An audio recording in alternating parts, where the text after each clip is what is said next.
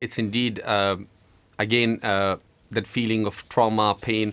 And we thought that within 1 year, things might get better for people back in Afghanistan, but it got worse. And that's why today, 15th August, Afghans across the globe are celebrating or commemorating this day as a Black Day in the modern history of Afghanistan, and that's why I've got a black ribbon tied on my arm in order to express my solidarity to the Afghans left in Afghanistan, because Afghanistan have been abandoned currently. I believe in Afghans are passing under a regime that sees that believes in no human rights. Currently, it's been more than 350 days that girls are not allowed to schools, women are confined to their homes, women are not allowed to work.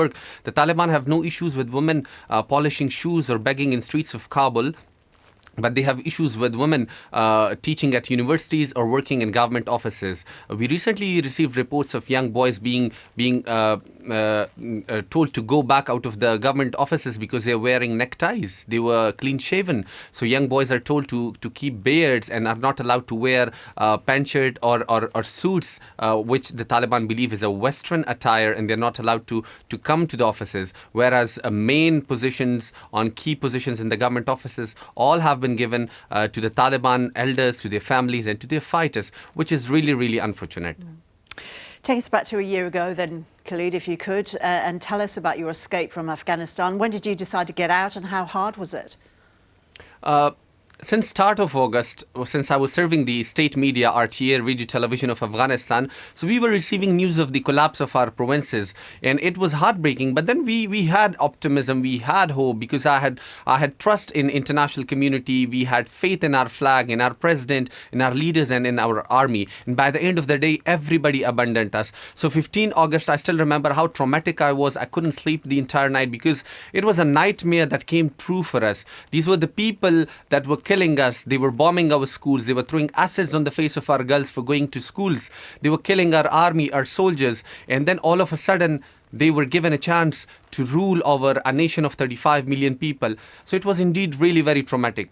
I was in contact with the international journalist protection community, and it took me a while to get response from them. And luckily, at that time, the serving Australian minister, Senator Linda Reynolds, I got in contact with her through Twitter, and she helped me with my visa and everything. And I was lucky enough to have been rescued from Kabul. And at the Kabul airport, there were around 400 Australian army soldiers who were serving there to help evacuate Afghans to Australia. And that was a good feeling the moment I saw the Australian flag, the Australian army, and I showed them my visa. So I was evacuated along with my mom, dad, and sisters to Australia. And I believe we were fortunate enough because currently my younger sister is able to go to school in Australia. If she was in Afghanistan, she would have not exercised this very, very basic fundamental human right. So I feel fortunate enough. But meanwhile, my request will be to the Australian government, to the international community, to please increase the humanitarian intake visas for people stranded and stuck in Afghanistan. There are people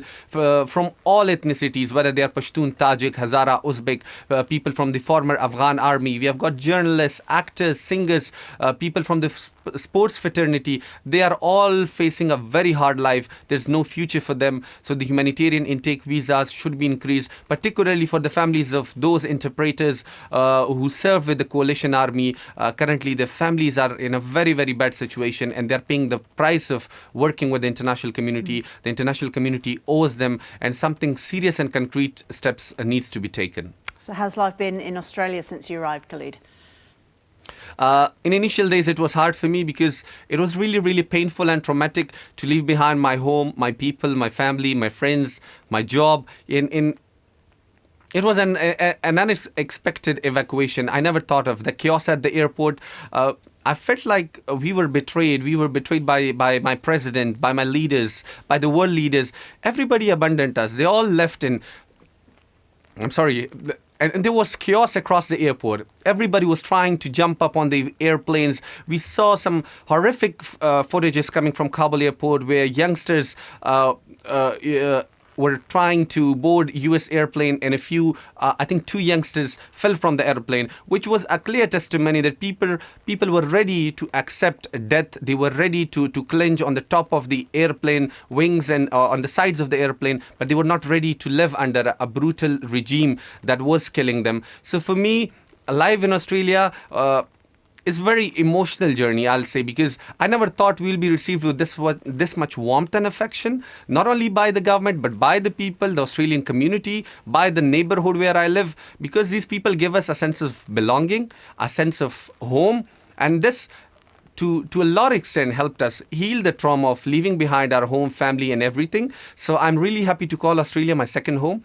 I was really fortunate enough to have been granted a scholarship at the University of Melbourne, where I'm doing my master's in international relations. So yeah, it was really great, but I'm still lucky enough to have been evacuated because I'm able to speak for my people. Currently in Afghanistan, under the nose of Taliban, Afghan youngsters are trending top on Twitter, Free Afghanistan. This hashtag is going viral, and Afghans across the globe are tweeting under this hashtag, Free Afghanistan, in order to tell the world that yes, Afghanistan is under occupation, under Pakistani proxy Taliban occupation, and the world needs to do something. They cannot just watch in silence a brutal regime ruling over a people of 35 million where their basic fundamental human rights are suppressed.